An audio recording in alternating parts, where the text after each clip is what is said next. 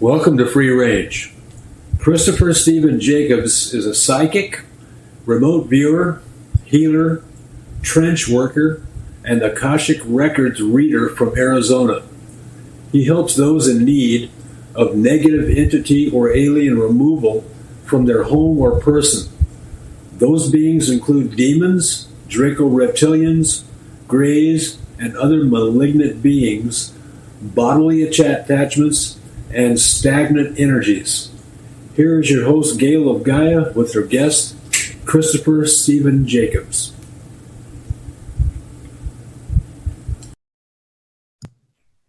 Good morning, good afternoon, good evening, whatever time it is, wherever you are. This is Gail of Gaia, and I have a new guest this week. His name is Christopher Jacobs, and he has a website called The Lifting.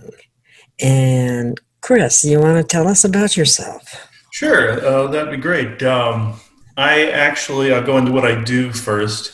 My significant other and Joanna, she is a nurse at the moment, but what I do is something very similar. I help people clear demons and other entities off of their property and out of their person and any attachments that they have on them, or foreign coding or anything of that nature that could be past life related or current lifetime related or alien related.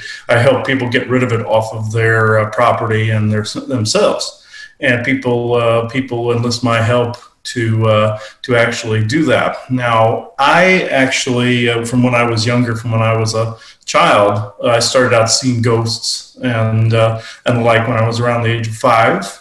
And briefly, I won't go into like the whole secret space program thing, but there was a time in my life where there was a secret space program 20 and back. Your listeners have probably heard about. Oh, yes. That and yes. I had that happen to me, and some of my psychic abilities were enhanced there as well. And okay. I started to get that capability even more enhanced back after a near-death experience in 2009, where I was in a car accident.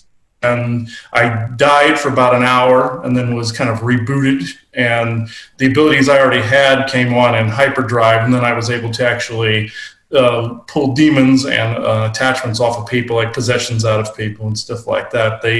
My whole operating system just rebooted after that, and I was able to actually accomplish more than I could prior to that, even though I did channeling and all that prior to and helped ghosts and all this other stuff prior to that. It just enhanced it after I got some of that information back from the secret space program. That's awesome. Well, the secret space program, I mean, that has a dark side to it. Well, most definitely, yes. Yeah, but I am aware of it because I do have spoken to a couple of super soldiers, so you're probably one too. Yeah, there were times back there where that was true. They bounced me all over the place. My memory's a little Swiss cheesed from it, but I do remember times of going into basically slave labor and then militaristic operations on other planets and everything. Yes.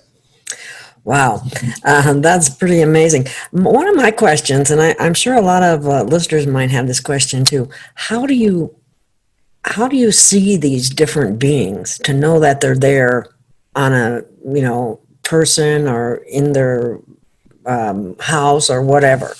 How does that work?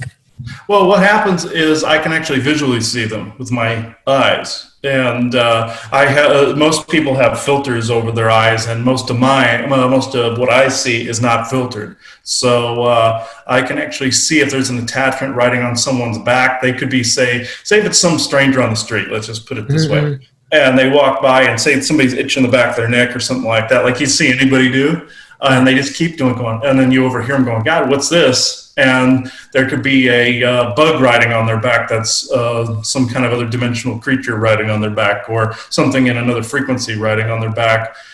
Or they could have apparatus attached to them that an alien put there, let's just say. There is a prime example of how I operate. There's a Star Trek Voyager episode called Scientific Method is the name of the title of the episode, where the character of Seven reattunes her ocular implant to see in a certain frequency, and she's able to see aliens that had invaded the ship. And in a certain frequency, and that's how I actually see. I'll see aliens doing experiments on people, poking people. I'll see if ghosts are attached to them, like grafted onto them or something like that. I'll see if implants are on them, anything's riding on their back, anything's in their auric field. But if I open myself up a little more, I can see in them and actually see if something's riding inside of their etheric core or in any of their etheric bodies, like say etheric body or what's known as the plasma body, magnetic body, any of these different fields. I can see if anybody has that on them. But I try not to open myself completely up in public unless it's at a fair or something. But normal vision wise, I actually see what's walking around or walks through the walls or comes up from under the ground or anything like that. Oh my God, that's amazing. That really is. It must be kind of spooky sometimes. Oh yeah, it can be, because there are beings that will. I'm sorry, I forgot to shut my phone off.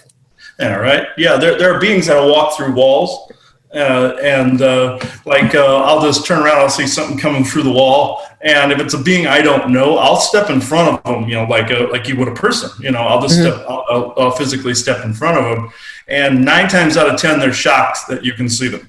They're not all bad either, but it's usually the bad ones that try to, I call it breaking and entering into someone's house like that. They'll walk really, in and start doing stuff. They'll start messing with you or messing with your house or something like that, and they don't count on another human seeing them. And then I'll step right in front of them, and they get shocked. Sometimes they leave. Sometimes they want to fight. But I see that in public too. Like I'll call out a being in my head that's doing something to somebody. Like I'll see a reptilian being or something following somebody around and making them fall or stumble or do something like that. And I'll etherically tap them on the shoulder and say, "Hey, what are you doing?" And then they're shocked. I can actually, I can actually see them, and then they get mad at me because they don't want to be seen. A lot of these negative beings have operated in the shadows for centuries, and they don't want to actually be ousted, and they don't want actually another human to see what they're actually doing and the mischief they're causing. A prime example of this, a friend of mine told me that he saw a gray alien sitting in a squad car one time, just in the front passenger seat of a squad car, just sitting there, and was watching a cop and somebody the cop was talking to, and this gray was trying to escalate the fight that he wanted to start. And my friend went past there, looked at this alien, and this alien turned around, looked at him, and had this shocked look on his face, and all he could hear in his head was, "Oh, you can see me?" He's like, "Yeah, you're an alien sitting in a squad car. I can see you." And Wow. And then the alien disappeared. He tapped his wrist and vanished at that point. But yeah, it's these earth and magnetic fields and solar fields and energetic fields that are making some of these beings visible as well. It's not just me, but it's also the energetic fields that are making some of these beings visible to people too. Even more so than before. Yeah, even more so, a lot more so than before. Like they could be walking down the street like normal, just strolling down the street, and a couple people spot them and they're like, "Wait a minute, I'm seen?" And it's like, "Yeah, you're plain as day. You're an alien." It's like, and then they get shocked and they're like, "Oh crap!" And they get out of there, really quick. Okay. Wow, that is fascinating. Well, we have another guest that's coming on that was a former client of yours, and she can, at some point give. Tell her experience or ask any questions she might have today. Oh, all right. Her name is Ida Farhat. Okay, I'm going to let her in at the moment. All right, that'd be great. Where are you? There you are. Hello. Hi, Ida. We just introduced that you would be coming on, and that you were a former client for Christopher, and feel free to ask questions or to listen or to add your comment. We'll come back to you in just a second. One of the things that I wanted to ask you, Chris, when you were talking about that, they say that there are aliens that have these like devices that can make themselves look totally human. Like I would look at them and I would just see that they were human. Now or I would think that. I wouldn't know the difference, probably. Now, but you're able to Are you able to tell those? Yes, I can on occasion see through their disguises. I can feel them usually before I see them because they have a different frequency to them. It's a Okay. holographic type device, kind of like a holographic shell they put around them. And a prime example of this is people that I know have heard this story before, but when I was in Illinois with my father and my stepmother at a shopping mall that was there, I was inside of a bookstore towards one of the back corners where it had a window that was, facing out into the hallway of the mall, where you have sometimes those stores that look out into the mall. Well, I could hear in my head, I could hear telepathic chatter in my head of two beings speaking to one another when I got close to their position. And there was a man and a woman that were speaking in their heads. And then all of a sudden the guy goes, "Oh crap, he can see us." And then I looked over at the window, looking out, and I see this male being, this alien, standing there, looking in the window, and he had no disguise on whatsoever. And him and his lady friend took off running. There were these tall, Nordic-looking beings, and he was wide-eyed. He was like shocked that I could see him. Well, about maybe 10 minutes later, he actually came back and started speaking to me telepathically. I said, "Why were you walking a mall in your alien form, in front of hundreds of people like that? That's pretty risky." And he goes, "You don't understand. I was in disguise and you saw through it." And I actually had an energy, holographic disguise over me, and you saw directly through it. I said, "You might want to be careful. Other people are beginning to do that too." Then I asked him if he wanted to come in and sit down with us, and he said he couldn't, that he had to actually leave. But he almost got caught because I visually saw what he looked like without any disguise. And was he a humanoid being that looked? Yeah. Oh, yeah. Yeah. He was. He looked human. It's just that he was close to 8 feet tall, actually, and. He was roughly, I would have to say, actually about, I would say 7'5", 7'6", somewhere in there. And his lady That's up there. I would have to say his lady friend was roughly just about a little over 6 feet. She was at least in human range, of height. And I wasn't even supposed to see that. They showed me in my head what they thought I was supposed to see. And they looked like a normal couple walking around. And they were actually pretty shocked. And Joanna, she had an experience in North Carolina too. And where she walked into one of the government buildings and saw a blue person sitting at one of the tables. So she has these abilities too. Yeah, and she saw this blue man just sitting in the government building, and she looked over at him. It's like, why is there a blue person sitting here? And he just kind of glanced over, and he had this like, oh crap look on his face, and then he just kind of slowly got up and just walked away because he was supposed to look like an average human, but he did look human. He just had blue skin, and she saw right through his disguise, and he walked away. He didn't want to get ousted. He didn't seem bad or anything. He just didn't want to. He didn't want to get ousted. But I found that story very interesting. She used to work downtown in Raleigh, and he was sitting in one of the government buildings down there, just plain as day, big bright blue person just sitting there. Wow. Was he a blue avian, or do you know what kind of being he was? He looked like a human, but he had just like almost like a sky blue, or like a sky blue, deep sky blue skin, and he looked like everybody else, like another human, but he just had bluish colored skin that had and he had deep piercing eyes. And she noticed that he was just in a regular suit. He was in like a regular suit you'd see somebody, where he was just a blue person. Wow. This kind of reminds me a little bit of the movie They Live, where they put on the sunglasses and then all of a sudden regular people can see things that they... Oh, yeah, I love that movie. Yeah. Ida, do you have any comments or questions or anything you'd like to share from your experience with Christopher? Well, first off, hi, Chris. Hello, how you doing?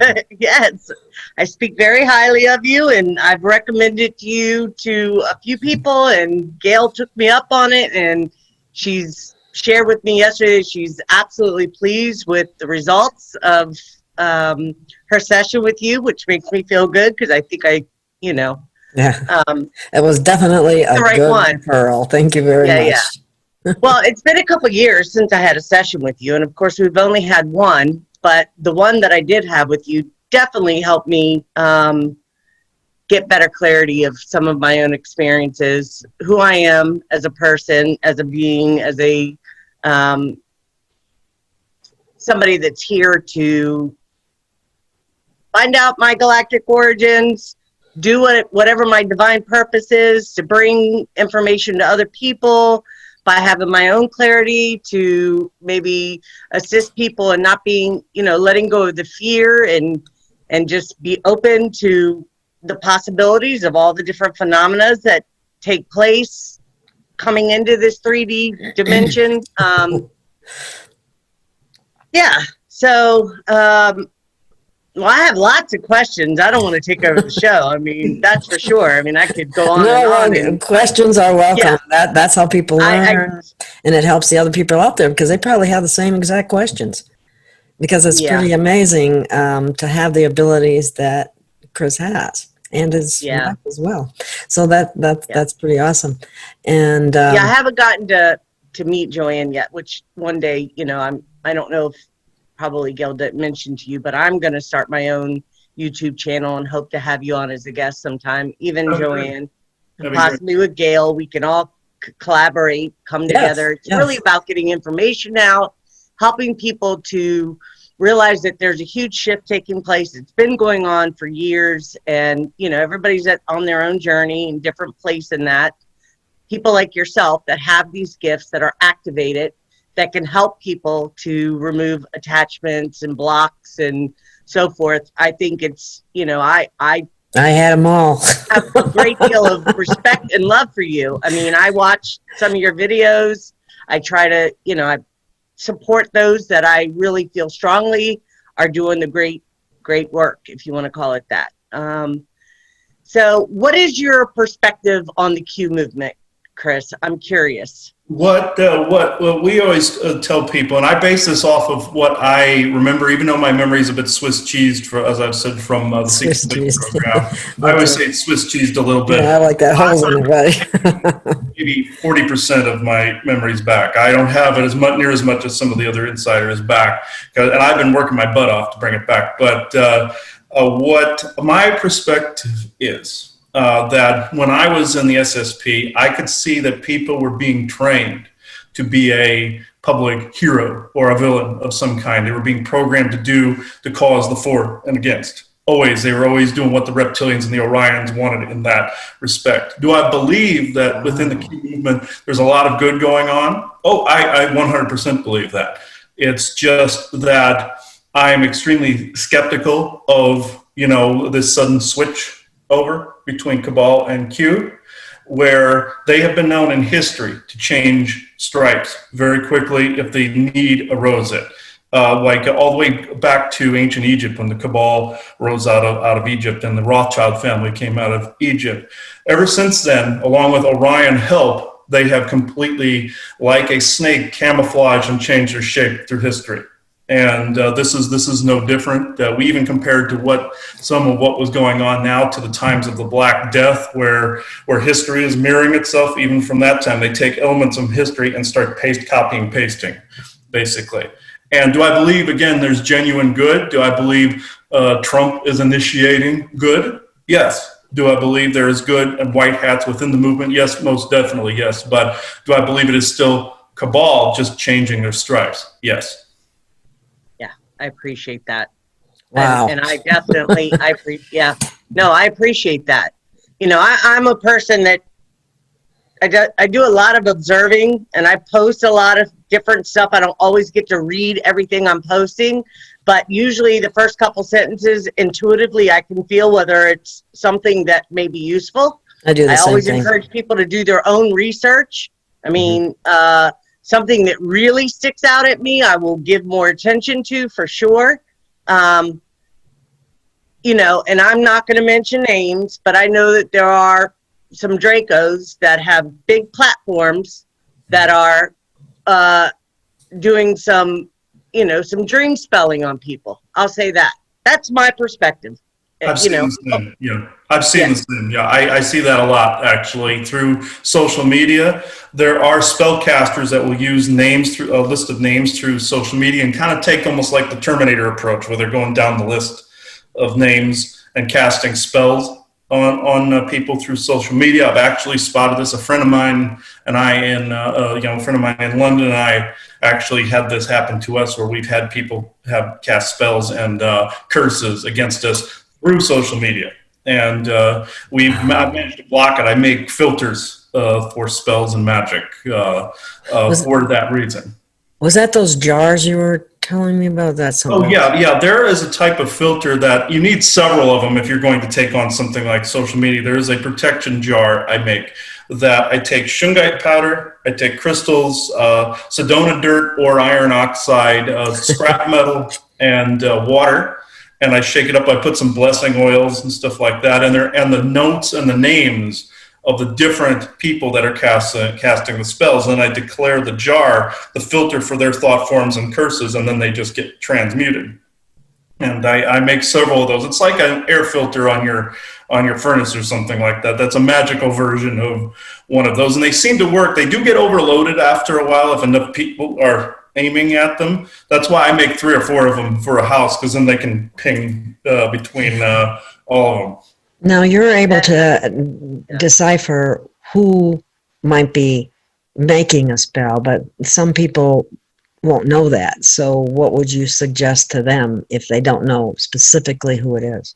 Well, then you can generalize it a little bit. Just basically say any thought forms that contain spells, curses, and incantations, or any thought forms that might carry attachments, carry curses or entities with them, because thought forms can open portals, and portals can link to basically anything. So you basically say also any doorways that carry any negative entities or thought forms. You know, you basically ground that into those filters, and they hit them first. They hit the filters first as they try to come in. I use shungite powder in there because the jars, if you don't, have a tendency to explode if you don't have a certain filter that can basically disseminate down those thought forms and everything. Certain curses and everything can make the jars go boom on you like a landmine. So I noticed this really quick. I learned this the hard way because I didn't put shungite powder, and then all of a sudden I hear boom in the other room, and there's one that's exploding. So I put the shungite powder in there, and it grabs hold of it and disintegrates it as it's coming in, so that it's not a big boom and scares the crap out of you in the middle of the night or something like that. So we've had that happen. I used to send tar water out to people in glass bottles, that by the time the person would get it, an entity would blow it up in their face or something like a hand grenade. And I couldn't send those out anymore. And I realized it was because there was no shungite powder in there. And also another thing to put in there is magnetic material. I forgot that one, like magnetite or hematite magnets to ground and pull all of that in as well. Do you sell those on your website? I know you have some products that you were selling. As a matter of fact, I remember wanting to, or there was, I can't remember what it was. It was like a wax, something you made. It was years ago. And I kept saying to myself, get it before anybody else buys it. And then it was gone. I didn't have the funds. Don't you hate that when you don't wait, when you have to wait too long? That was shungite beeswax, like orgone pieces that I Yeah. And I had to stop making those because they tended to get targeted and broken on the way to the people that bought them. Things would target them and break them. But I make these easy to ship ones now, these pucks. Okay. And this particular one has amber. You can see like a brown tinge to it. Yeah. It has amber, not sea salt, black witch's salt, and hematite. And I have another one in this pocket here. This one has shungite, iron oxide, cat's eye, magnetite, gold, and copper in it. Wow. And you carry them on you? I carry them on me, and I have a regular sea salt one and hematite in this medicine pouch around my neck too. Okay. So you're a target then at times, correct? Oh yeah, we tend to get targeted by both entity and military. Sometime we've had military actually show up at the door here before. So In physically? yeah, physically because of our secret space program links. And when I start to remember something, remember some crucial bit of information, they will tend to target, and I tell them get the hell out of my house, the whole bit, and they don't like the fact that me and Joanna are together because we both found each other there, and then we refound each other out here. So they hate that we actually came back together. Yeah. That's fascinating. Wow. Yeah, I'm sorry, Gail. Go ahead. I didn't mean to interrupt you. Oh, well, hang on to that thought. Okay. Okay. I was just going to ask if you see timelines and what timeline the vast majority of people are on right now.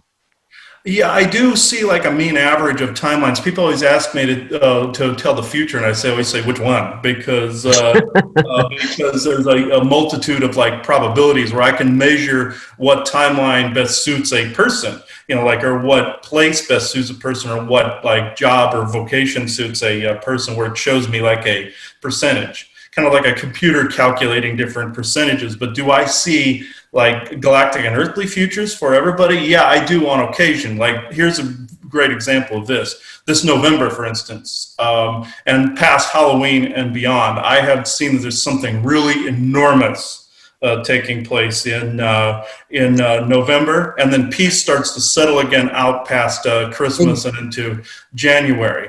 You're giving me goosebumps all over the place. So what you're saying is weird timeline, and I tend not to talk about this particular one too much.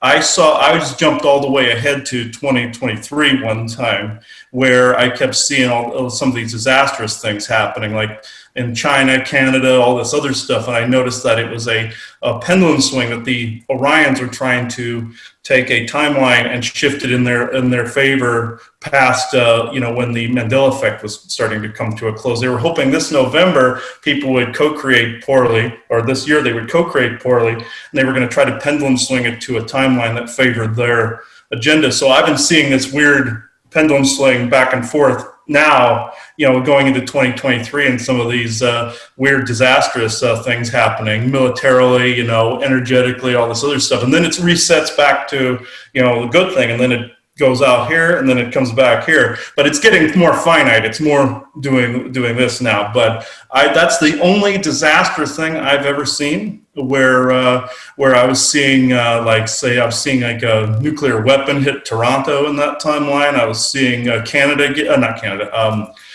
China being bombed by the European nations in 2023, all this other stuff. I'm thinking, now that's a disaster timeline. And so I'm thinking, no, we co-create differently and exist in the now. And even if you exist in the now, I still see in November, it's still powerful. So we're definitely on a powerful time. We're on a positive timeline. Yeah, we're on a positive I feel that too. Yeah. Yeah, good. So do I. We have a consensus here. Good. Yeah. So we're in a positive timeline. It's just that these Orions like to take it like a football and kick it over to here periodically and try to bring energies from over here, and then it swings back. But they're getting less and less capable of doing that. Right. That's awesome. Do you believe we have divine intervention going on? Oh yeah, most definitely. I've been told on numerous occasions by different galactic races, people always say they don't intervene or interfere, but they do actually on a regular basis. A lot of these really powerful dimensional beings actually do interfere. They don't openly, like face to face, like people want them to, but there are also source interventions and everything like that. There are synchronicities lining up all over the place. So yeah, there is a lot of good out there. It's just that for some people it's being overshadowed by all the garbage that's going on right now, but there's a lot of divine intervention going on right now amidst all the chaos. Yes, that's encouraging, because that's what I feel, and that's really encouraging to hear you say that too. So let's see, where were we? The other thing I wanted to ask you about was when you see these beings, on other people. Mhm. You see them in the etheric plane, is that it? And then, I see them with whatever frequency they happen to be in. Since I shift my frequency around so often, I tended to get into this like multi-dimensional kind of almost like flux-like states. So whatever dimensional frequency or whatever layer they happen to be in, I tend to see into it. Sometimes I'll have to focus to see what it is. But I'll see whatever layer they happen to be sitting in. Like say, like what I was saying before, a man or a woman walking down the street, and they say they have an issue with their back or something like that. Say if there's a creature on their back or something's riding on their shoulder or something like that. I've even seen little beings riding on people's shoulders before, like a parrot, and they'll be sitting in like a frequency that can be very obscure. They could be thinking they're hiding. And I'll just happen to automatically see, since I shift mine around so much for protection and everything, I'll automatically see into that frequency they're sitting in as clearly as you guys are, except maybe transparent. I'll see them as transparent, kind of like a ghost figure.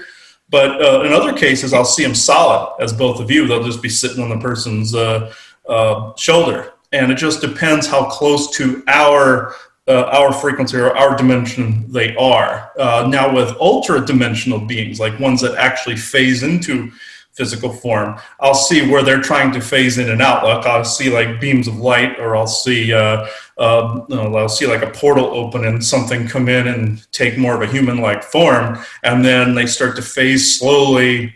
Think of it this way: they start to phase slowly around people, and eventually they're in human form too. I've actually seen that, where something is portaling in, they take human form, and they're actually walking around, learning more about us. There's good beings that do that, and there's bad beings that do that. But like also another example, say the Draco, for instance. They are in solid form already. They're not an ultra dimensional like some people think they phase in and out. They're actually solid. And they can actually walk near people in the frequency they're in, and nobody sees them. And also on the good spectrum, the forest people, Sasquatch people, they do the same. They are not actually phasing in and out. They're actually in solid form walking amongst people. It's just they're in a different frequency. And I just happen to see them when they walk by. Now, are the forest people capable of going to like inside of like an orb and leaving? Yes, but people actually, there's a misconception behind this. They're actually entering a small spaceship, and they're actually leaving. They're still in their physical form, and they're being beamed up to a very small ship that's bigger on the inside, like the TARDIS on Doctor Who, and they actually take off. So they're not actually exiting their physical form. People, there's a misconception there. Yeah, it's fascinating. I've heard similar information that from others about that. Yeah, I have too. That's fascinating. The other thing I was wondering is, I have a friend who sees orbs all the time. Mm-hmm. And there was a time when I saw some too, and I saw faces in them. And can you explain more about orbs? What are they, or why are they there, and are they just here observing, or what are they doing? So sometimes it's electromagnetic energy that's moving around. Most times they're little spaceships, probably about the size of a golf ball or the size of this stone right here. Mm-hmm. And just like with the forest people, there are grays that can sit in these vessels. There are like fairy or elf type beings that can sit in these vessels. And when you're seeing their face, they're actually looking out of a window or something inside this. Wow. And they're actually projecting outward, or looking on a view screen, and you're just seeing the face within the orb. I have a picture of an orb with a gray sitting in the center of it. We took in Yuma a few years back, along with a Draco vessel that was hiding in the sky as well. We got the outline of one of the Draco gassing vessels, they're called. We got one of them. And we got a blue orb with a gray sitting in the center. And also, within some orbs, there's black goo sitting in the middle of a mechanical orb as well. That's artificial intelligence. There's what's harvesting a lot of the loosh and the energy around. Sometimes there's a Draco sitting in the center. Sometimes there is a gray sitting in the center of one of those. And there could be one guy sitting in there flying around. There could be a whole crew in there flying around. There's not just orbs. Sometimes there's these tubular-like looking light ships that look like they're undulating like this too. And they're the same, where there's an orb of light at the center and they're beaming it out like this. And they actually have the same concept where there's like a whole crew in the center of one of those ships.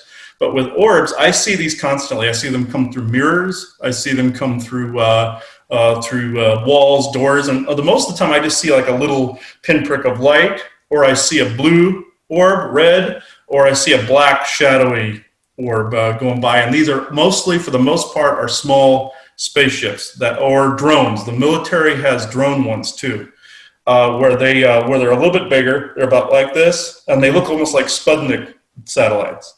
And this is a merging between alien and human technology. There's a few of these outside of frequency, along with regular drones and ground drones as well. They're outside of the frequency. But going back to orbs, these are mostly little spaceships. I'll be darned. Can I ask? Okay. Go ahead. So I have a couple questions. One of which is the slitting of the eyes, which I see often, the pupils in people. Is that just reptilian, Christopher, that does that? Like their eyes split like a snake? Is it just what is that?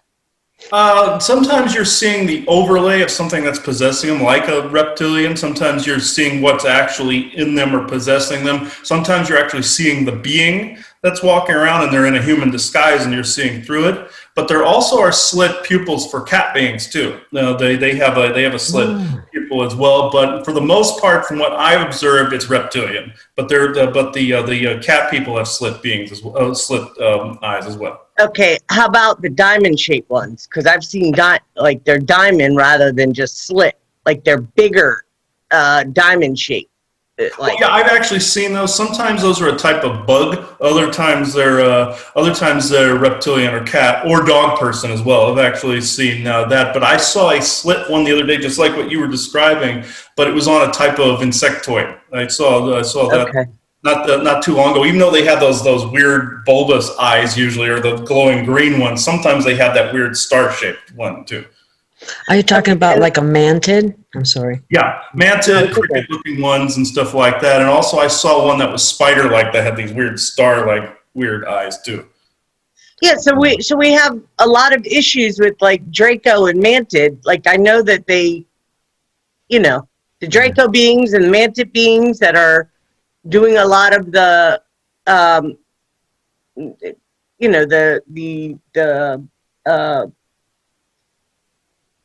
I don't know what word I want to use. Holding this, I'm sorry? A lot of the oppression that's out there. Yeah. Yes. Thank Oppression. you. That's the word. I couldn't even think of the word. I was trying to, do you see humanity breaking through these energies and I don't even like to use the word ascension because I see us as already ascended. We're just getting rid of what doesn't serve us, basically.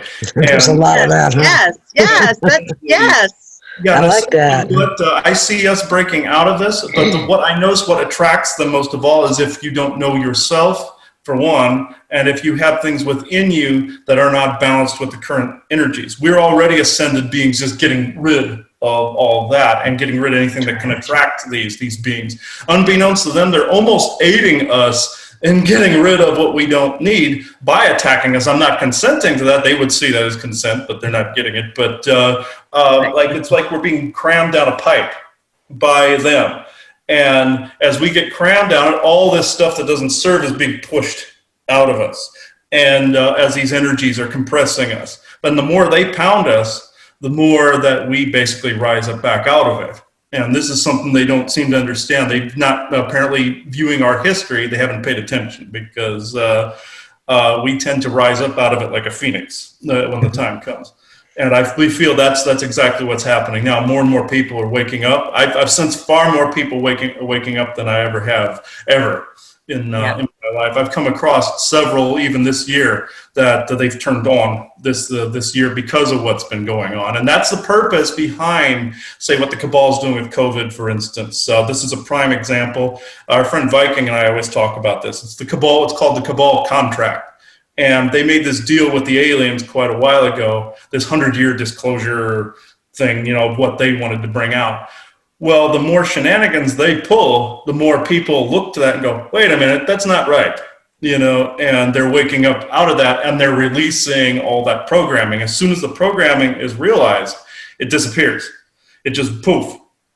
And I'd like to think all the programming does that way, but but there are still lineage junk people have to work out. There's still other programming issues people have to work out and realizations people have to work on, and that takes time. But the initial spark gets the ball rolling. I have, I don't know, I'm pretty confident. I probably brought it up to you during our session a while back, and when I get in a position to have another session with you, I'm definitely going to. But I get a lot of clicking in my ear, and I'm confident I know who put that there, or at least he was involved, and maybe not by himself, but he was involved, and it's quite annoying. I feel like I'm being brain mapped, like everything you know, anytime I try to have a natural, organic thought or creative thought, it just goes. Yeah. It's a clicking, and I'm constantly, I don't consent. Now I've taken measures to remove myself from, you know, because I feel like I was tricked back into a contract when I went through all my stuff. I was tricked back. I signed something I thought was a lease agreement, end up being something else, I believe. Okay. And, but I've taken measures to deal with that. And I'm confident that it's, you know, working. But, you know, I still have this nonsense going on, and it's so, I was told that it's to control my left side of my brain. Going back to the contract thing, though, people don't realize lease agreements, even receipts you sign, can be contracts. So what I do is I basically say this: if I have to sign something, even online, if it says, you know, do you agree to anything like that, that's an etheric contract. So what I do is I always say to people, do you revoke any and all ties, bindings, contracts, entanglements, and programs incurred online, through social media, through signing any and all receipts, engaging in any and all money transactions, and signing any lease agreements? And then they do that, and they feel their energy go up, you know. And I know this probably isn't the time for it, but I did see like a mask on your face a moment ago. It illuminated when you started to mention it. So a mask, like a mask on the left side of your face that went this way. And I as you were talking, I was pulling that off of you. So oh, Chris, you're so awesome. Thank you. What is that? What is that? That is, I'd have to say, okay, I'm going to analyze this thing while I'm looking at it here. It is, it was controlling part of your brain it was capping part of your third eye and crown. And I'm just going to wrap this thing up before it decides it's going to do something. Give me just a moment. There we go. And you were ungrounded too. It was preventing you from thinking clearly, and it was preventing you from getting any downloads or connecting to things correctly. Another human put it there. So, another group of humans, I want to say, actually. And I believe, I'm not going to say the names on here, but you know exactly who I'm talking about. Yep. I do too. Yep. Yeah. Wow. I appreciate that, Chris.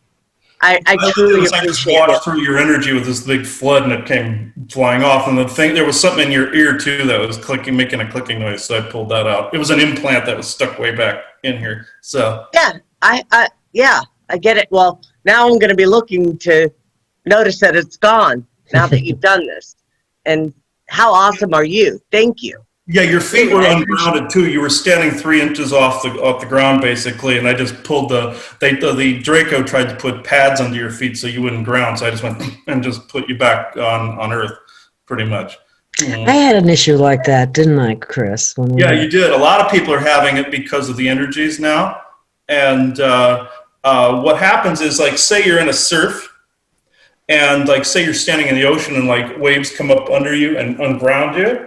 The Draco and them take, and also spell casting humans and all that, take the opportunity to put these things underneath. So when you come back down, you're 3 inches on the ground. And the AI does this and everything. So what I do is I just pull those out, and the person regrounds. And it's this Schumann resonance that pushes people back up like this. And also the cosmic waves push people up like this. It's a natural occurrence. People are supposed to come right back down afterwards, but these reptilians and such come in and put these stoppers underneath the feet. And that's been going on a lot this year, mainly this year. I've seen this.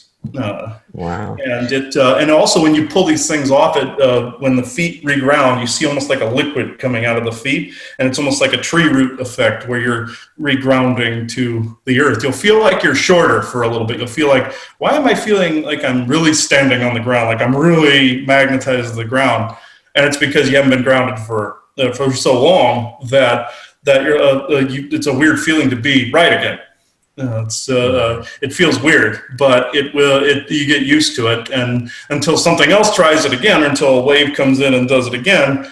And then what you do to prevent them from doing this is you just see right away your feet grounded to the ground. You see almost like tree roots going down into the ground, and you basically declare yourself solid and grounded. And also, if you go outside, bare feet, and you go, we can't hear because there's crystal and rocks and everything like that. Tried that out here too. But what you do is you just reground to the ground. If you're around grass, you can actually do it, or if it's sand, you can actually do that and walk barefoot. Now, I always tell people, if you're brave enough, and you have an enclosed yard, the sun codes on bare skin will actually help you reground as well. Some people don't have a problem with that. Other people I've talked to do, but yeah, that when the sun codes come in, that helps you reground as well. Wearing hematite to bed. I wear this to bed every night. That prevents them from taking light body codes and all this other stuff. I need to write that down. Yeah, That's what I'm doing. Thank you, Chris. Yeah. Wow, that's fascinating. yeah, and you'd be surprised how quickly sun will work that way. And this is why I found out certain laws were made against, like nudity and all this other stuff, because people were absorbing the codes from the sun that way. See, and the Draco put those laws out there to make sure people were more modest or more ashamed or something like that. Ashamed is big. It comes from religion. It comes from religion. That's why they put that there, because they knew the sun could actually help recharge people in that grounding way. And that's where that one rule comes from. They put that in, even though religion has a scattering of all these misrules and all this other stuff. That one, it was based on human grounding. I came to find out. Wow, that's fascinating. So what is your perspective on religion? Do you feel that religion is a mind control program? Do you think? Yes, I do, completely, 100%. Yes. Spirituality is just fine. I've even noticed the New Age movement has like a regurgitation of Christianity. They've been hijacked. Yeah. Been hijacked as well. I always just say, know thyself. Also take away from these different things what you need and know what is true or not, and not the brainwashing portions of it. I even noticed there were some curses in some of the Psalms. When I went into a church one time, when people were repeating some of the Psalms, I noticed some shackles, etheric shackles go onto their ankles and feet. And also the thing slid under their feet to prevent grounding as well. And I saw that going into a church, yeah. I remember our session, and during our session, you had said something about do you agree to not enter into any synagogues, churches, mosques, or something along those lines? I can't remember. And it's been a couple of years, so that this stuff has stood out to me from you, Chris. I think you're amazing, and I'm not tooting your. I give credit where it's due. I think you're an amazing man. I thank you for everything. I do too. Thank yes. you. Thank you. But I would. My cousin got married. I swear, in the back of my mind, all I kept thinking was, Chris told me not to enter churches. But I went in there for the wedding. Yeah. But so the priest kept looking over at me. Out of everybody, even my uncle noticed, like, why is the priest focusing and, because I was zeroed in on him. Like, I know you're full of crap, basically. And like, what am I doing here? I was trying to be supportive to my cousin getting married and so forth and so on.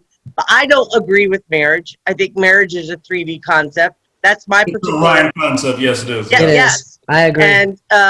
And so we can have loving, connections and partners without having to bind ourselves to, develop another contract, and then it turns into all kinds of other stuff. I don't know, but what is very interesting though about, I'm glad you brought this up. I call them cathedral soul traps because they're actually given all the worship energy that is focused through a geometric shape above and below. Aliens have learned on Earth chakra sites, is what it is, or energy centers. They've learned to build these sites on top of sacred earth centers, and they're using it and twisting it to be able to siphon worship energy above and below, getting people to send their energy up or energy down. And this includes any and all religious beliefs as well. And they will actually literally, Joanna and I walked into the National Cathedral back in Washington, D.C., and then she felt a spike go up through her foot. There was an alien underneath that actually put an implant in the foot, a triangular shaped implant that was meant for siphoning energy from the worshipers for anybody that walked in there. So I created that revocation that I gave you, Ada, in our session, the one that where it's basically, this is the short version. It's the basically, do you revoke any ties, bindings, contracts, entanglements, programs, and strings and agreements made from walking in church grounds, temple sites, and historic sites. Graveyards count too. So I made that one too. Graveyards are actually harvesting sites for different alien races. I came to find that out. And what's very interesting, sorry, I think it's something was trying to get my eye there, but found very interesting with contracts, the masks that you see people wear now had these on them, and I found a way around both cathedral soul trap contracts completely and mask contracts. I found a way to put your energy in flux so they can't apply them to you at all, even walking in these places. And I added to a revocation when Joanna and I were in a movie theater. I had to wear a face shield.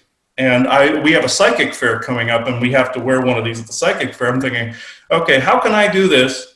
How can I wear this thing, be amongst all the people, and not have this looming contract for 8 or 10 hours? And I wanted to figure out that conundrum because I had to be able to coexist in that. Right. So what came to me was declare the contract neither here nor there within the revocation. And I basically did the revocation with the mask on my face, and I declared it neither here nor there. The aliens couldn't grab a hold of it, and they couldn't place it on me. And it was always almost like a carrot and a stick for them, like they like to do to other people. They're like this. And they were pissed when I did that when I figured that out. I'm actually able to put a mask on my face and snap my fingers, and it puts it in complete flux, and they can't touch it. I love that. Wow. I'm going to try that for churches and temples too, to see if it does the cathedral soul trap one the same way. I haven't tested it out yet, but I'll see if it works. That's fascinating. So many people are wearing masks, and it's not doing them any good. No. I left my job because of it. I had to. I just said absolutely. And I mean, working part time, I was making a decent income. Mm-hmm. That's the thing about being a if you want to use the word starseed, light worker, whatever. Because I don't like to use labels. But there are some of us on this planet. From I'll speak for myself. That is not I never bought into the 3D. Going to the universe. I left school at 6th grade, and I'm a pretty smart cookie, and it's difficult for me to work for other people. I am definitely a hard worker, but I just, I guess same here. Towards, somebody wanting to dominate and control me when, I'm willing to do whatever work, but I have, I guess, an issue with authority, somebody trying to rule over me. Well, you're I not don't alone rule in over that. I do too. you. Don't rule over me. Like, So I never I have been no lasted interest real long in on any controlling or jobs. manipulating people. I don't like it when I feel that's, because I see it, I feel it. It like, Yeah. I definitely deal with it differently now than I did, because I've done a lot of inner work and releasing and so forth. But I still have my challenges. Mhm. Anyways, go ahead, Chris. Sorry about that. Yeah, that's very good that you've come this far. That's very, very interesting. What I always see is with the masks. The Orions are famous for creating a farm they don't have to maintain, and they don't have to maintain. They have it self-irrigated pretty much, and where you basically have the people coming at you instead of the aliens themselves. If they need be, they'll have one or two in somewhere, but they're getting less and less involved, and they're making it more self-farming. This is as much as it pains me to say this, because I'm fervently against the masks and everything like that.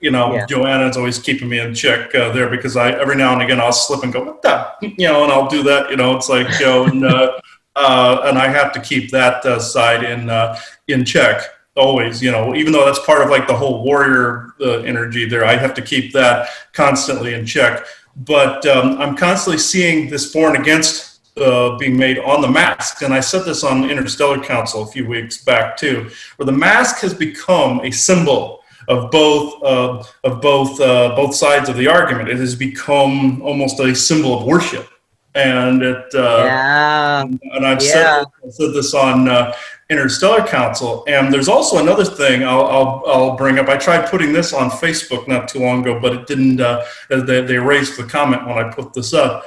When we moved into this house, we are in Prescott Valley at the moment, and we have a school behind our house here. And one morning when I went out, this was like 6:30 in the morning, and I went to water the plants outside, and I saw a bunch of cops and a woman in like full regalia, the mask and suit, about 24 kids in the same mask and suit, and they were all standing in a line, 6 feet apart. I'm thinking, okay, I'm going to stand here and watch this, and I noticed they were doing soldier maneuvers, like crawls, and doing all like you're in like boot camp. And something told me, stand there and watch it. And or I was going to get my phone and record it. And something said, just watch it. And that's the one only time I've seen that. And that was towards the beginning of the whole scamdemic thing. It was roughly, I want to say this was in May or June. I cannot remember which one, but this was happening. Never saw it since. And I told this to a friend of mine in Nebraska, and she said, yeah, other reports have been coming in about that, about them wanting to train kids to run like super soldier operations and stuff like that. And I described something perfectly somebody else had told her.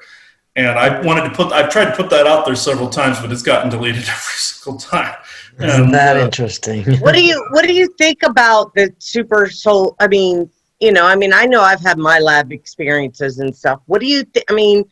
Do you think there's ever going to be help for people that have been using my lab and super soldier? I'm very fortunate to have gotten where I'm at emotionally, mentally, spiritually. Yeah. But I know there are a lot out there that are really struggling.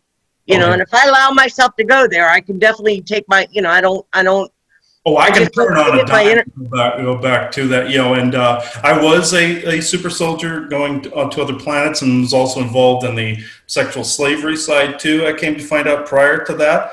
And the more I get back, the more disgusted I am with it, but the more in check I have to keep that warrior side in check, because I can go off, just go off on somebody at the drop of a hat. And there's always some instability there, especially with the cloning and the consciousness jumping. There's always some glitch there that you have to keep in check with vitamins or with meditation or something like that. But I think the help we get for this at the current moment in time is each other.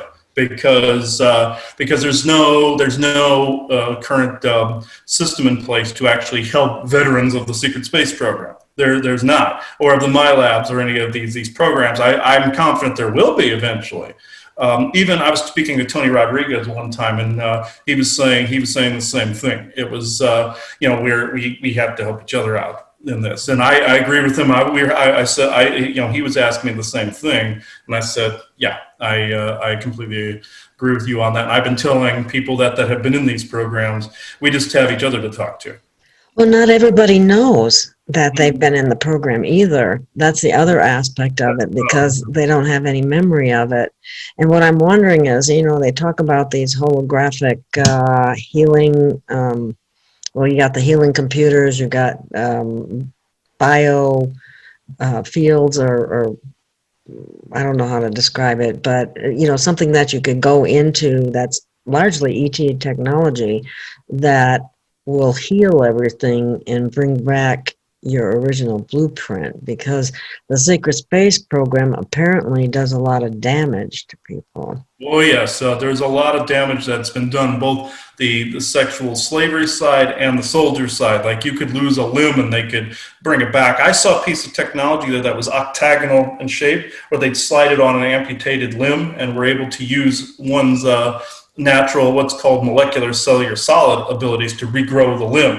It's an advanced form of phantom limb syndrome, where you still feel a severed limb there. You're feeling the energy field. What they're doing is telling the molecules to fill in that field again and go back to its original blueprint. Like if you sever an arm or something. Now, on the sexual circle side of it, if somebody would get too much damage from some satanic ritual or something, they'd throw them in one of those and reset them back to the same thing. It's the same. Both sides are working together in that. People think they're separate because of compartmentalization, which is mostly true, but there's still people that cross between all sides like that. And even though the multiple factions that exist out there, I distinctly remember being a part of at least two. So, but this technology, going back to the technology, yeah, this is something they need to release, and I've been putting it out there that eventually this takes place, because I distinctly remember either going into a room that was like white, and they just you'd stand in there, no clothes on, and have something regrowing, or you'd lay on a bed and it would do the same thing. It would envelop you, and you'd regrow something, or the octagonal ringlet like things they'd slide on, like the stump, basically, if you got something severed.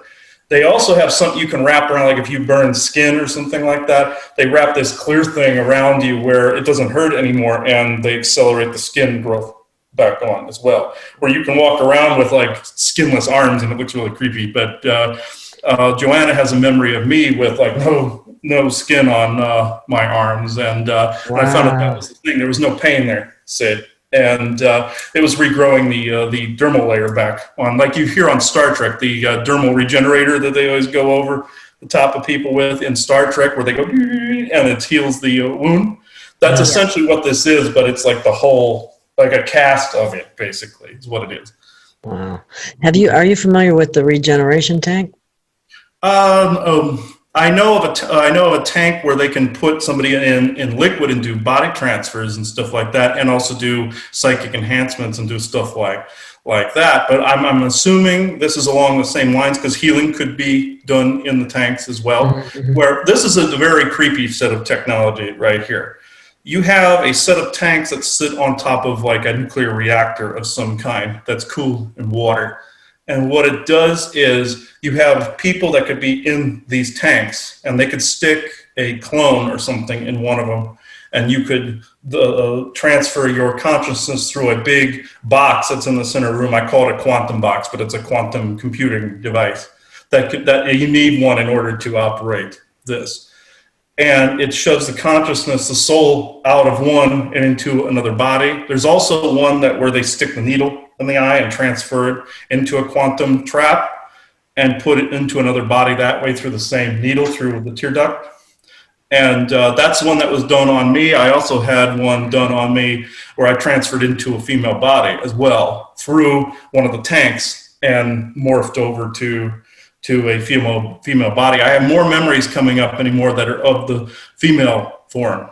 And this is also where gender confusion and stuff like that comes from. Wow, I knew there was some reason for that. Yeah, this is its origin point, is aliens are messing around, pretty much, yeah. Yeah, wow. Well, the other thing that I was wondering, when you have had these experiences as like a super soldier, or you've been terribly traumatized or whatever, it's different than, like having an arm chopped off and have it regenerated. How do you fix the brain or the quantum brain or whatever you want to talk about, the stuff that's affected emotionally and psychologically? This How is do something they tend not to care about. That's the thing. They might be able to fix you physically, but they want to break you mentally and spiritually, and they don't really give a crap about that. That's the thing. They want you to be an obedient robot and do what you're told when you're told to do it, and they don't care about the emotional side. But we're making them care. We're bringing this all back out and adding the emotional side back into it. But I mean, of course, they cared about if the person was stable or not to operate a piece of equipment. But beyond that, they wanted you basically emotionally numb. They had this Nazi mentality where it was they wanted you not to have any sort of compassion there, at least in some of the programs. And other ones, maybe that was a little laxing in some of the other factions. But this is another thing people forget.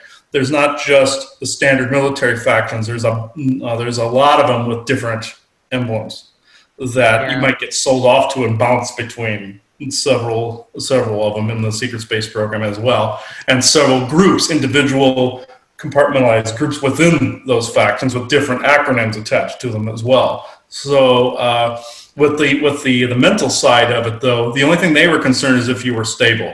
They didn't really care if you had trauma behind it. They just expect you to get over it and keep doing your thing. That's all they care. It's a form of slavery, really. Yeah, it is slavery, 100% slavery. Yeah. Of course, yeah. Now, implants, are they etheric implants? Because sometimes people can have implants and are not actually going to see them. They're not always physical implants. Is that correct?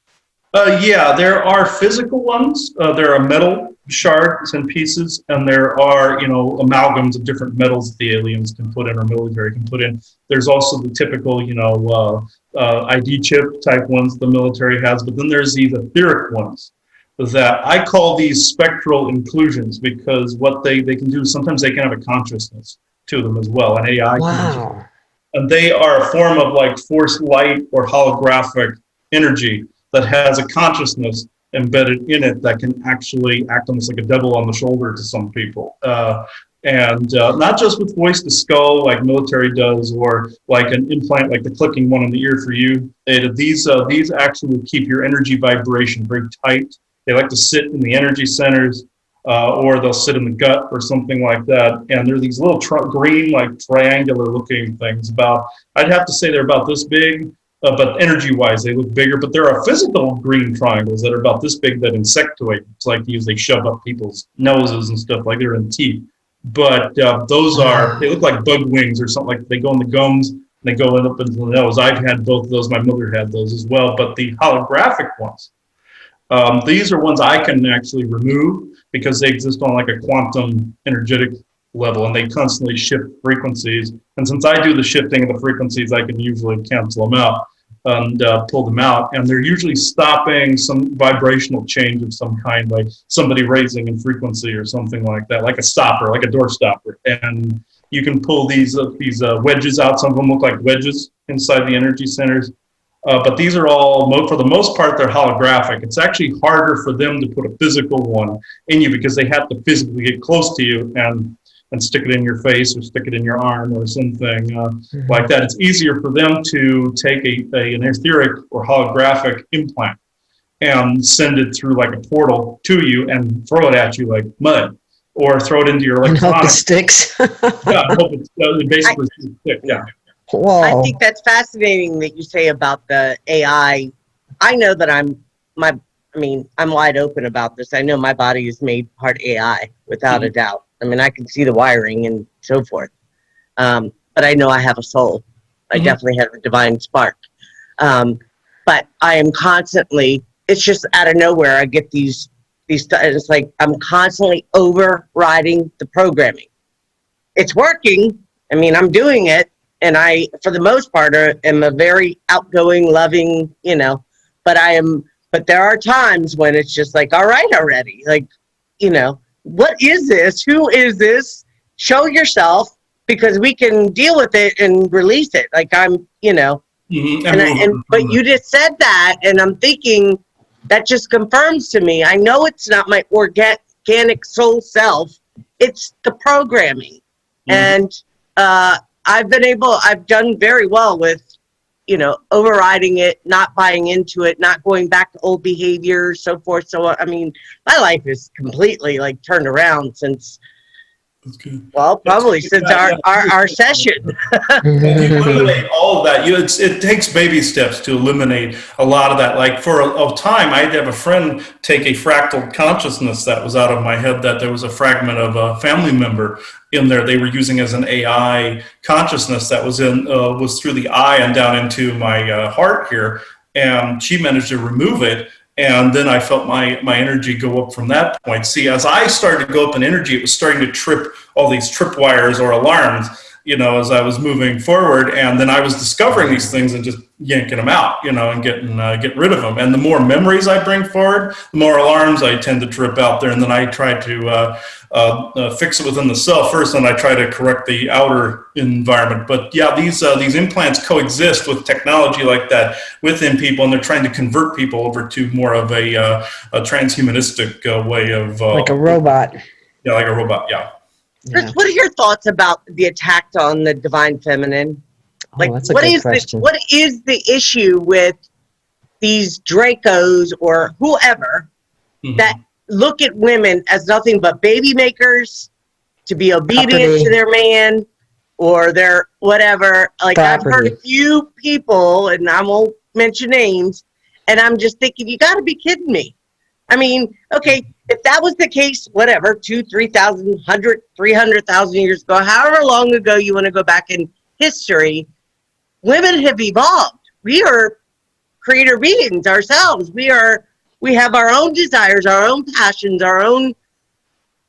We're not somebody's property. Yeah, exactly. Yeah, what is it? Why is there so much focus from these dracos to keep women, and I will say dracos because that's exactly where I feel it comes from. Mm-hmm. Not that there aren't other star races that also have this mentality, if you will. There are, yes, most definitely. Yeah, okay, but what is it about the woman or the divine feminine that is so that they fear, or they want to it has to be threatening somehow. Yeah, what is it?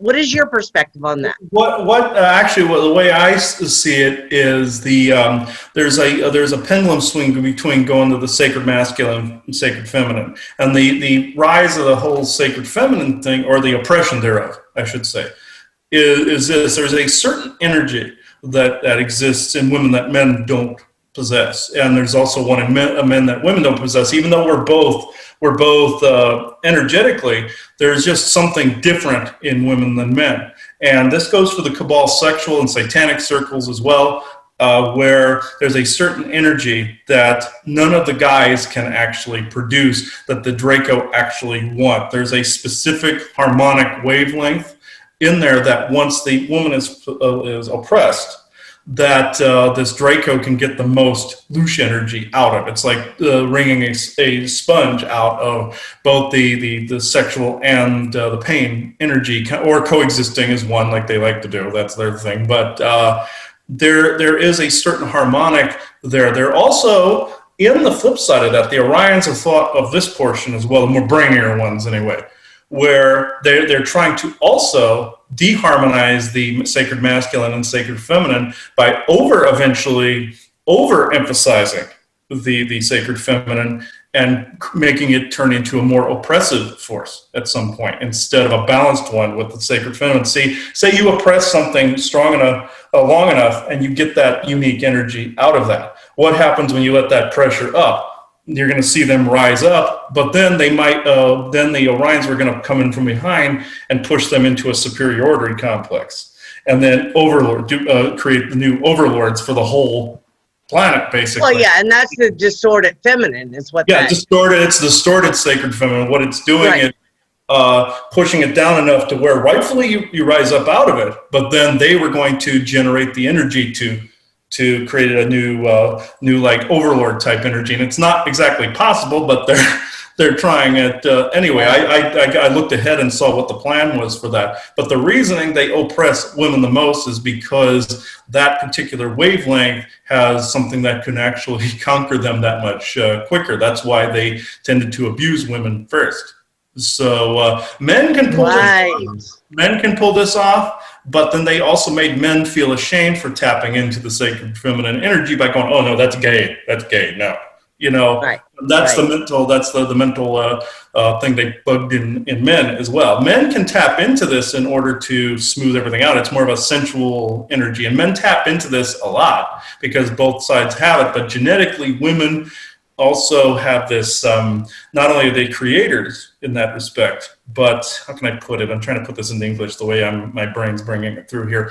It's just that they're unique, and this is why they're mostly chosen for the sexual slavery, and this is why the other men in the cabal basically, that's why they want to be superior over it. That's why men have always wanted to be superior over it, because they know it could come back and bite them in the ass pretty much. So they wanted to keep control over it, but beyond them, it was Draco and Orion's causing that oppression. You come back and then pendulum swing it the other way, but it's not going to do that. It's having an unexpected effect is what it's doing. It's like the phases of sun and moon. Metaphorically speaking, there's a bad side to that too, but there's the phases, like almost like the phases of the cosmos, where something has to come back into balance, and this is something they have not wanted to happen at all, because this could literally overthrow them. So they don't want this. Right. So they have programmed both men and women in such a way that they actually it causes problems between them. In terms of relationships, like major differences, noticing more of the differences than the similarities. Sorry, there's somebody leaf blowing outside the window here. I apologize, but the differences between them accentuating the split versus showing that they both have an enormous amount of power, either men or women, and they can tap into these energies. But I'm talking about the sacred feminine energy is something. The reason you see it coming back out now is because that's the energy that's needed to actually take us to the next phase, and this is something that the Orions have not wanted. This is something they've been terrified of. So well, I think that's a big reason why I experienced a lot of what I experienced. And I don't know if you remember our session, but you were able to tap into a certain being who, and it's getting to the point where I don't know. I don't know. There's part of me, and it's not ego, because I don't run on ego. I really don't believe I do. It's not me wanting to be anything. It's to say, hey, wait a minute. No, the women, we have a right to stand up and to have our day, if you will. Oh, yes. And not to override the masculine. We invite you. We want you by us. By our side. Should be complimentary, not. That's right. Instead of, but I still deal with, I had a certain person say, if you ever do interviews, you'll be severely attacked. And like there's this guilt, I don't know if the right word is guilt or shame, that I'm supposed to feel guilty or shameful for choosing to polarize towards the light. Not that I appreciate my darkness, but I don't want to harm anybody. I have no interest in harming. I have no interest in being anything more than another person on the planet that wants to see everybody liberated in sovereignty, and let's co-create amazing experiences together.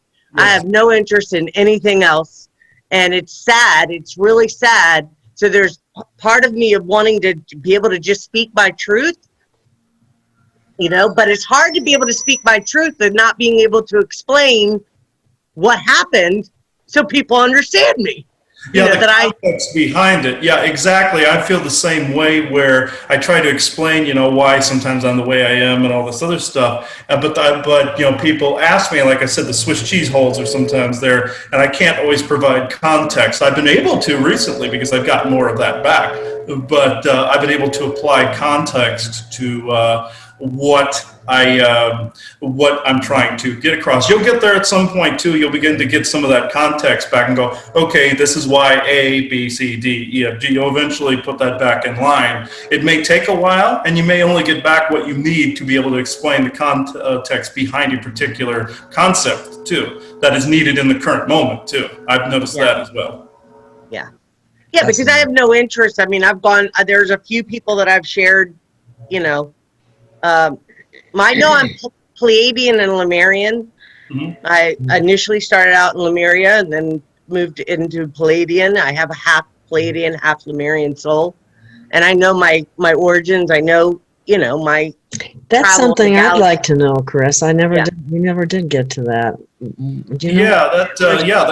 It's interesting also when people say Pleiadian, you know, and this is something I hear quite often. People always ask me if they're Pleiadian or Arcturian or what have you, and I always say which one, because there's like a ton of different races out there. Like you have some that are native looking, you have Nordic looking, you have regular people looking, you have fairies, elves looking people, you know, you have elemental types out in all these different places. You know, there's a mix of different cultures and human looking ones. There's a ton of human looking ones out there.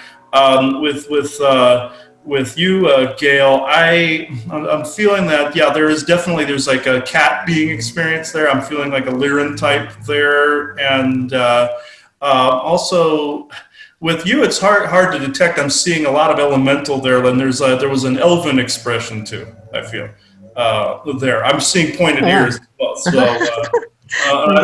that's pretty exciting. That's amazing. Yeah.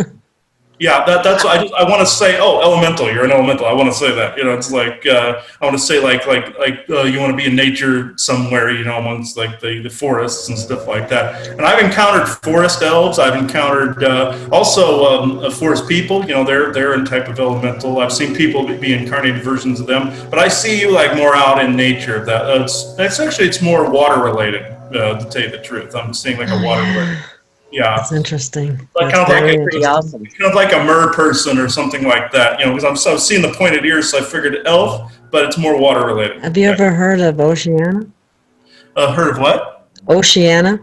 Oceania? Yeah. As a planet. Guys, I'll be right back. Okay. Excuse me. And yeah, I've actually heard the name before. Yeah. Yeah. Is that your world of origin? That's what I have thought. Because at one point in a meditative journey, mm-hmm. I ran into someone from Oceania who I ran up to and said, "Father," and that was very strange because I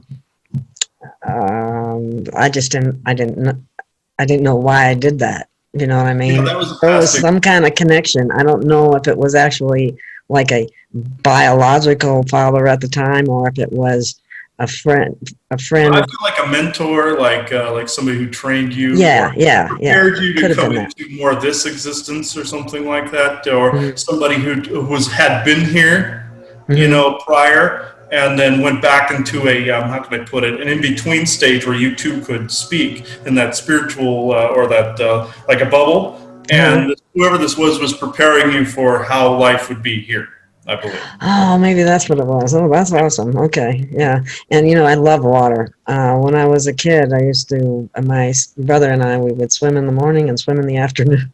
At this place that my me and Joanna, you know, we loved going out to the beach. You know, we're of course here in Arizona, but she lived in North Carolina, and we would go out to like Kill Devil Hills and Kitty Hawk and all those places out there and hang out on the beach. And the ocean tends to recharge you, the salt air and all that. Oh yes, and then they weren't letting people go to the beach in California. I mean, I would love to live next to the ocean, but.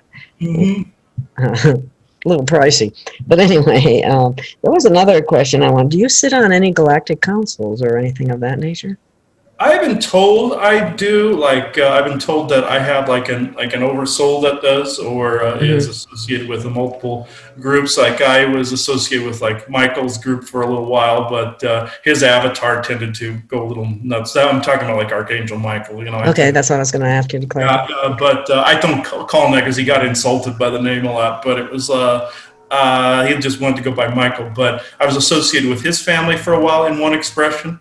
And then his avatar now has gone a little nuts. He's had to go into healing because of the worship energy that was surrounding him. But his avatar, his physical avatar, wow. Because worship beings tend to get sick real easy unless they shield themselves or heal themselves. Jesus had to put himself into a bubble as well. He doesn't want to be worshipped, does he? They don't want to be worshipped, and I found out that trying to give your problems to Jesus ends up harming him. It's a type of karma dumping, is what it's called, is referred to as. And he told me that he had to shield himself. He's down in inner Earth at the moment, actually, and Michael is as well. He's in a shield, but also have other soul family out there. I have like elemental and elven type family, Viking looking people like Michael. Also, like some of the old Norse gods, like Odin, I was associated with their group for a while, and I always know one of their people when they come through. Like I met one by the name of Vadir not too long ago, who was here around the times of Atlantis, measuring certain elements of human de-evolution and how he could bring certain codes back into humanity. All that he was there also. Like so, on the elven side of the spectrum, I have soul family that are out there that have elven appearances as well. And I noticed that in history, that the elemental family and the Viking-looking people tended to merge, and their soul families merged after a while. And that's also historically proven too, where you had certain bloods that got mixed after a while. That was basically telling that story after post-Atlantis, pretty much. And I found out I was associated with those groups as well. So I have a mix out there. I also have celestial origins as well. I came to find out giant origins. That's another one from ancient Maldek, were giants that lived there. And I had celestial soul family out in another part of the galaxy as well. So I have kind of a mix. People's soul families can be mixes of different beings. We've had countless lifetimes. Yeah. You know. Can I ask you? I'm sorry, Chris. I missed part of you. I had to run to the bathroom real quick. Okay. But what do you think about Azula and Jesus being the same being? Azula. Not familiar with Azula. Okay. God of the Bible or Anu? Anu. Okay. Yeah.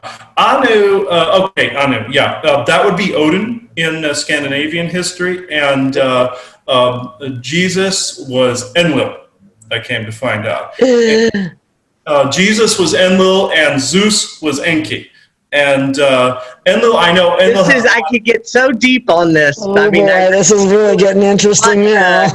Yeah, I wanted. Yeah, talk about how he got infected. What happened was you have Odin, which is Anu, and you have Enki and Enlil. What happened was when the Orions came into this system and invaded Maldek, they took over. They basically infected that royal family that lived there, and with a virus that started to turn them into darker beings. And that's where you get the whole story about Enlil being like a satanic figure. Yeah, he was. What happened was his father gave him religion and gave Enki the banking system, and they brought them together. What happened was Enki started to get some of his original psyche back and wanted to prevent his brother from causing the Great Flood. What took place after that was more towards biblical times. Is Enlil began to war with himself, war this other darker portion, and that's where you get the story of Jesus fighting Satan in the cave. It's because he made himself almost reborn as Jesus, and he forgot most of the stuff that came before, because those memories were associated with more of like a dark possession or viral type infection type of thing that the Orions instilled on him.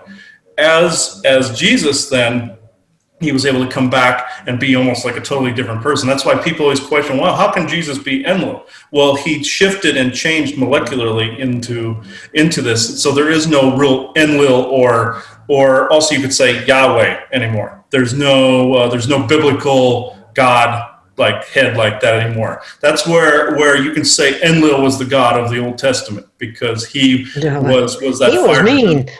Yeah, he was mean.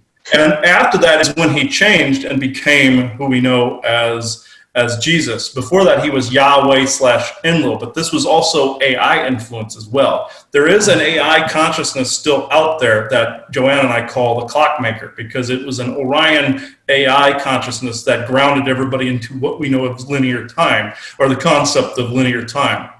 And that has some of the original Enlil codes still in it.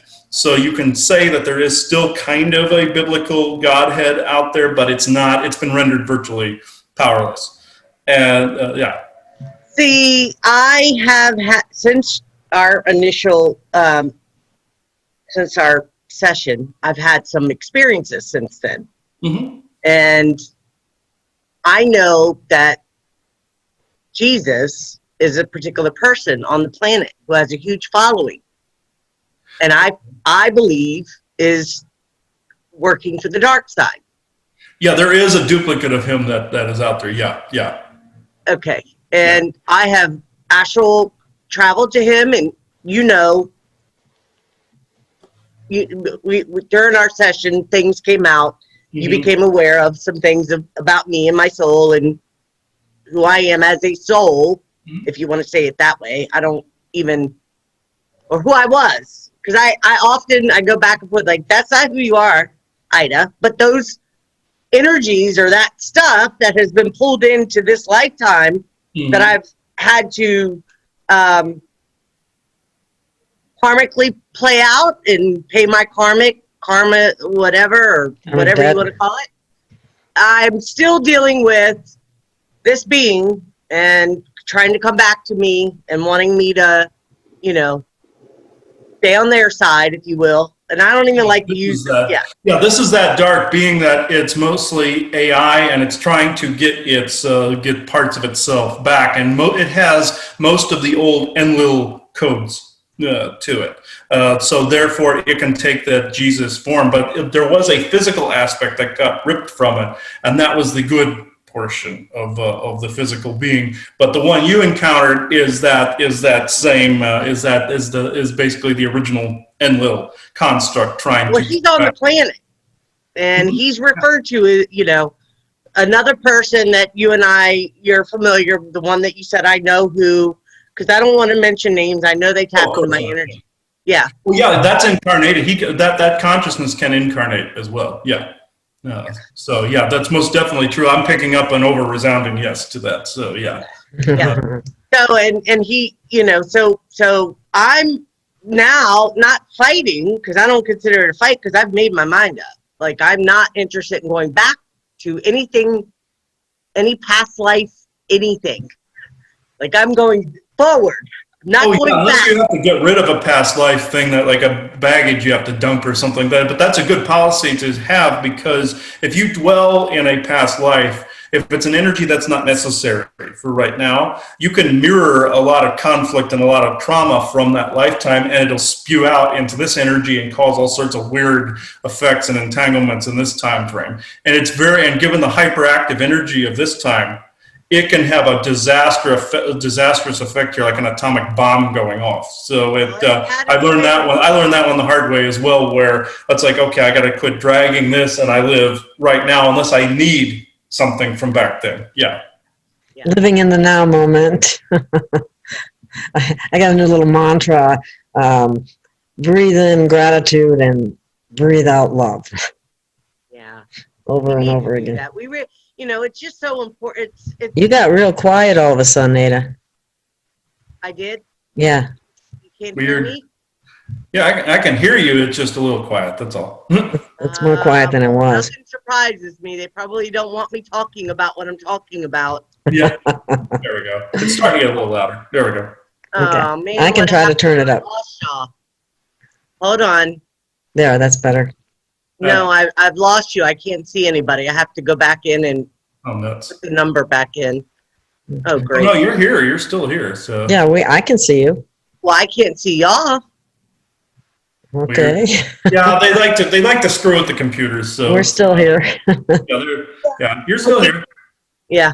Let me put this number back in and see if I can't, because I don't have y'all on my screen. It just says join meeting. Weird. That's weird. Yeah. Yep. Well, again, I'm not surprised. I'm not surprised about anything. Nothing surprises me anymore. I just go with it. Okay. Nothing surprises me anymore. This is actually kind of good that's happened, because this shows the level of interference that they like to throw at people. The little interferences they like to throw at people like this. And many people have run into this. I even spoke to a friend of mine the other night where we touched on a certain subject and his computer went stupid. And yeah, that happens to me in some of my interviews too. and he goes, "It can't be my end. I have a perfect connection." I'm like, "No, this has nothing to do with that." You know, it's like, Yeah, exactly. I have that problem with Drake a lot too. Did I hear you say Zeus and Enki being the same? yes. I came to find out also Enlil was Poseidon as well. I came to actually. Oh, okay, those different. So Zeus and Poseidon, brothers. You know, it was Enki, Enlil. It was the same story. They just the names changed. That's all it was. Okay. And that's where they got that story with the two brothers. Yeah. Well, it's pretty interesting that what you said about Enlil, because I've always thought he was, bad guy, because all he ever wanted to do was kill all of humanity. Oh yeah, that was that dark infected side of him, and the one that we were talking about, that other big, yeah, that's but he had that mostly removed. This other physical stuff, the one people call Jesus, was had that removed. So you have a good being out there, whether that's his actual name or not. There is a benevolent being out there, but then there's this other dark cloud that has incarnated and can incarnate, but it's losing momentum. It's losing a lot of momentum. So, and I think, and I'm not saying this in a pompous way at all. You got quiet again. I'm confident that he's going to lose all his power. Most definitely. Intuitively, there's certain, and it's not about being against. It's about saying, no, we're not accepting this overlord, this, superiority with the dracos, thinking that there are masters and we're to, be obedient to their ways of doing things. Turn your volume up. We're not living 300,000 years ago. We're not living 2,000 years ago. This is, we're in a new time, new era, and it is time for, and I don't even like to use the word peace, because peace is even still separate. I like to say harmony, and a harmonious way where we can all get along, that people can connect with their soul family, and we can co-create and learn to live amongst one another without war and domination and control, and really create beautiful experiences that are bring value to people's lives, that in a bigger way. Yeah, I know that all my life I've always known that I have a particular purpose of being here. I definitely know that I was targeted to be thrown off track, and I've worked very hard to get myself pulled back and not sitting in that excuse my language, mind fuck. I mean, it was for a long time, and it's just like, I don't let it go. I mean, I wake up and it's like the thoughts just start coming. So I had to start doing some different things in the morning and meditating, and, not going back into that. It's like it's almost like they, when I say these thought forms, whatever it is that wants to keep pulling me back into this Programming. past bull crap that I experienced. Like, all right, already, I'm done with it. It happened. I accept it. I'm over it. And I want to move forward. And it just feels like, I don't want to be feeling stuck anymore. I also don't want to. Probably a lot of people feel the same way. Yeah. I don't want to fear being able to share my experiences without worrying about somebody attacking me. Attacking me for what? Your volume is way down again. I'll just so you know. Okay. Let me check I don't know what's going on here. It is kind of weird. Definitely was some interference. There's no doubt in my mind about that. Something's going on, because it's not, everything seems to be. Now you're getting back to normal. Yeah. I feel like they don't want me talking about this stuff. I really do. Yeah, yeah. So, well, you didn't mention any names. It's not it's okay. Okay. Chris, I think you're so awesome. I just want to tell you that I I love listening to you and Joanne. I've listened, I have a lot of different people that I really do feel inclined to support more than, and it's just because of my personal, it's not anything personal to anybody, but I think you guys are doing amazing things. I think I can't wait to be able to be in a position to have another session with you, because I'm really feeling like I'm ready to skyrocket and like just really. I have to say that my session with Chris was very productive. I felt like tons was lifted off of me, and my energy is coming back a lot stronger than it was. So happy to hear that, yeah. Gail. I was walking around like I felt like I weighed a ton of bricks, and I'm not overweight, not much. Well, I'm happy to hear that. Thank you both. I appreciate that. So you definitely have something good going on there. I was going to ask you, it is kind of fascinating. When you remove an attachment, or you remove a dark entity or anything like that, or any of the implants, the etheric implants, how does that work? I mean, how do you do that? What I do is I can literally, what I do is I bilocate to a place and look, I can actually look around. But if I'm looking at like somebody on Zoom, like you ladies here, I can literally reach through and like project a part of myself and grab a hold and throw it away from somebody, like picking up something. Like I can project my hand out and actually pick up something, pick up an actual like demon. Like I can literally reach into their frequency and touch them. And this is something that they don't actually like. I can literally reach in there and cut their head off. Is basically what I can actually do. Yeah, I think we cut a couple heads off, didn't we?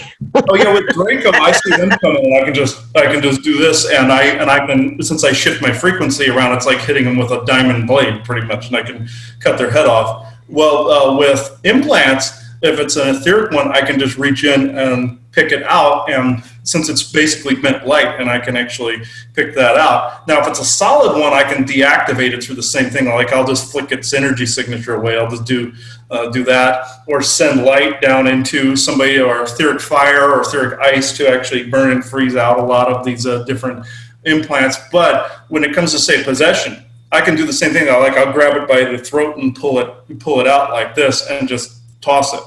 Is basically what I do. It's like somebody performing a surgery, but I tend to take the more wrecking ball approach when it comes to possessions, and I just tear them out and throw them aside. And I actually do that. That's how I conduct that. So if you see on a recording me doing this and move my hands around and doing stuff like that, or if I have like piece of selenite, like a wand.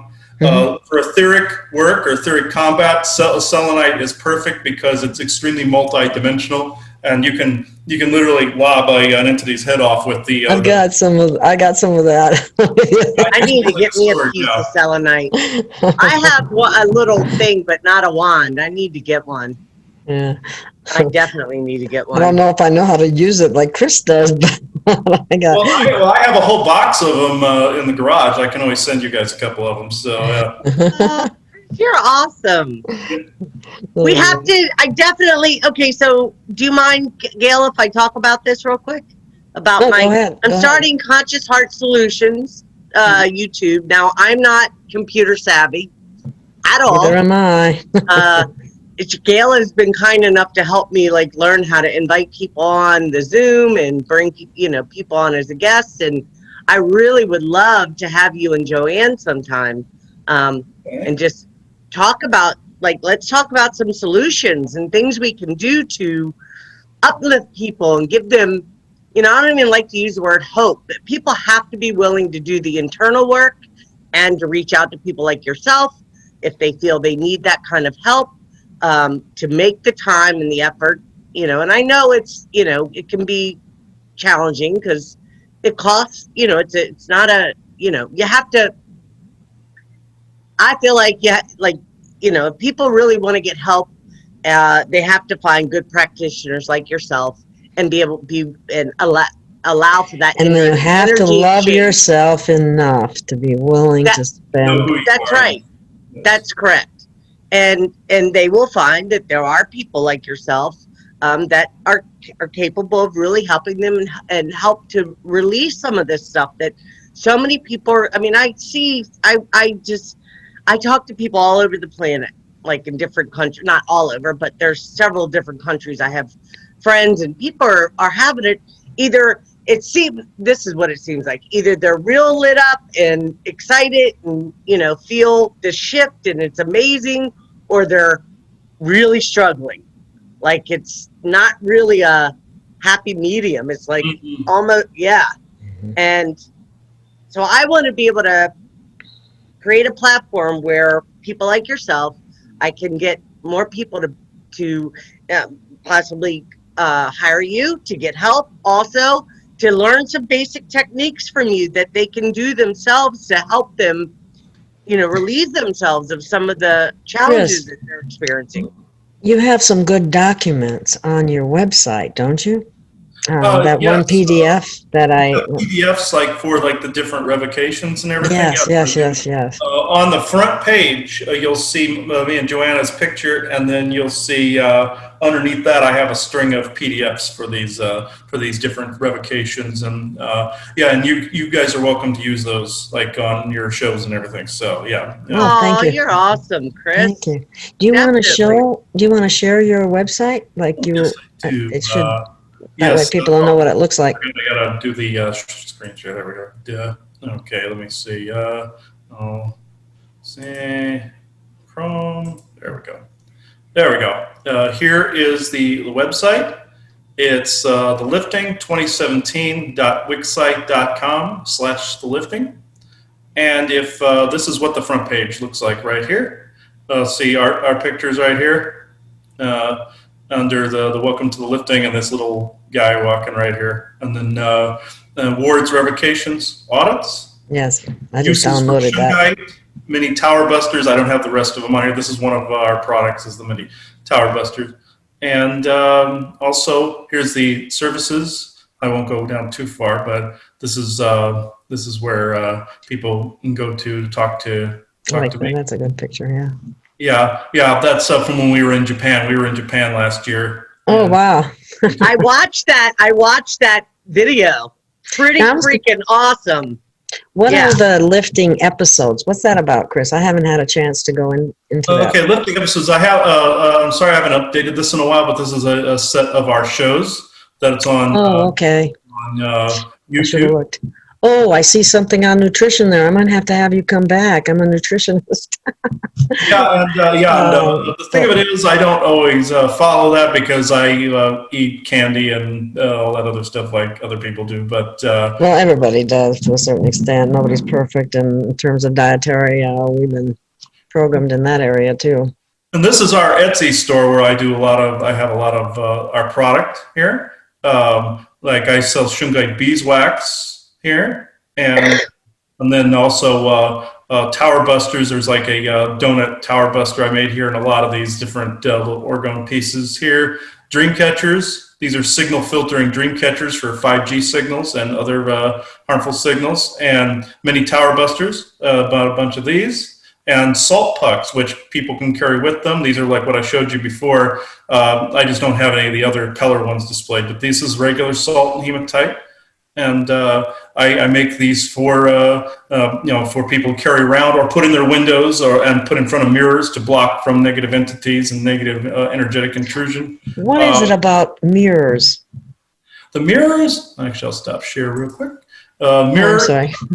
Oh, that's okay. Mirrors, they tend to be portals for negative entities and negative entity intrusions. Draco loved to use them to spook the crap out of people. And, we had a mirror in North Carolina in the bathroom there are a couple of them that this same Draco kept harassing us through the two mirrors sticking his face through it. They can be portals for other entities come through and energies to come through. But you can use mirrors against them as well, where you can have little mirrors, like little quarter-sized ones that you can put in closets to reflect back inside of closets or a crawl space so a portal can't open too.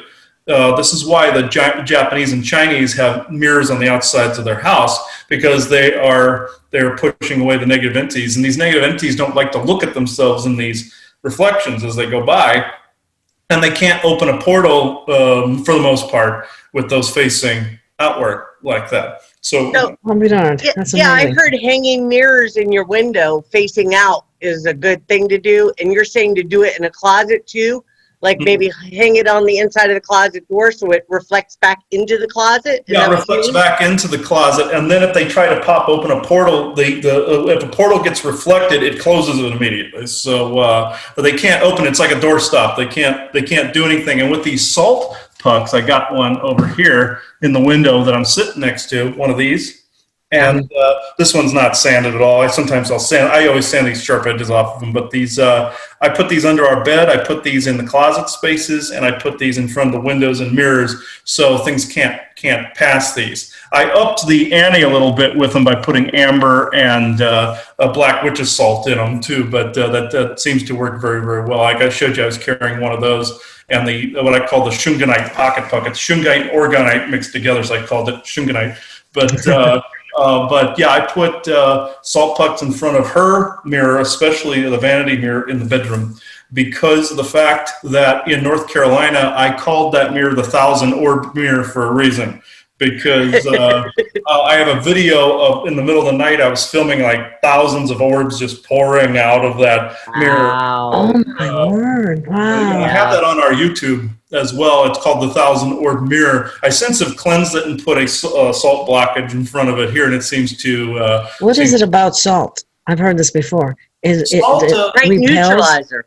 Yeah. It's the almighty neutralizer. Yeah, exactly. And I have been able to, around the property here, in the cracks of the driveway, I've been putting black salt and pink salt and white salt. In that, what I want to warn against, though, don't use the Morton's salt. Oh yeah, that's so good. They're a Cabal company, but they actually the table salt is a byproduct from taking out all the healing things that salt connects. Yeah, no wonder it makes people sick. Yeah. Yeah. That's why. That's right, because it's technically that's why it raises the blood pressure. But if you use regular sea salt, you're fine. It doesn't. Yeah, that's amazing. Yeah, so many things that I've learned from a nutritional standpoint, even that I was taught wrong. Wrong information. Oh yeah. A lot of people were taught the wrong information in a lot of different areas. I mean, our whole you gotta relearn everything. It seems like the whole, there's so many different, Every area. I just say people stay in your heart. When you have thoughts that aren't becoming, let them go. Choose the higher road. Choose the higher, thought, your higher heart, whatever. Be kind, loving, and compassionate. Let go of judgment to anybody and just keep it moving. That's what I say. Yes. Stay in the heart and stay in the now. Yeah. Because, of course, people, the mind will definitely want to take you back or way too far in the future, and we worry and anxiety. And, when there's full moons, or any moon, anything going, I'm highly sensitive to the moon energy, and I feel it.